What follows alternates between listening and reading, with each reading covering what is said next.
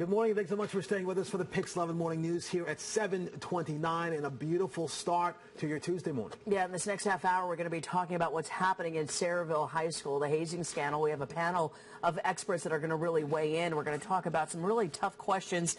What should be done? Should these kids be charged as adults? Should the rest of the community suffer as a result? Some of these kids who are actually star players actually lost their scholarships as well. Yeah. One of them to Penn State. So we're going to talk to them, see if they have any insight as to what needs to be done, from coaches to football players to the community as a whole. It's a discussion that we're having that should be productive. Here's the very latest in what we know up to this point.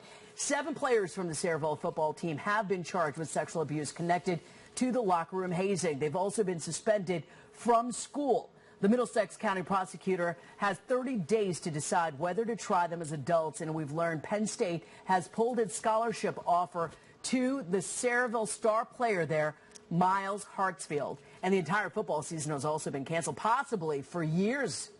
Now, the community, as you might imagine, is just reeling, and some feel that the students who are not involved are being unfairly penalized for the actions of these 7 allegedly. So joining us to talk more about all of this is sports psychologist Dr. Leah Lagos, former NFL player and founder of Be in the Know, Sean James, and sports attorney Domenic Romano. Thank you all so much for being with us.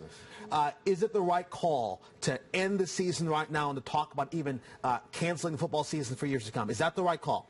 Superintendent of schools actually had to react in a strong way, sending a message. We've seen what's happening in the NFL with the commissioner getting very bad press for his being so slow to react. They had to send a strong message, and they did. Let's talk about the charges. These kids might be tried as adults, so tell us about the charges, and if they're tried as adults, what they would be facing as if they were being tried as juveniles. The allegations are of aggravated sexual assault and criminal restraint. These kids are between 15 and 17.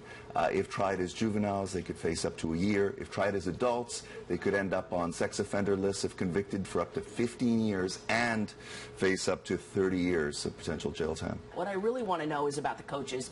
We've all played team sports before. We all know what goes. Coach knows everything. Coach has eyes and ears. The coach is also under fire. What do you think about that? And is the coach going to face charges possibly as well?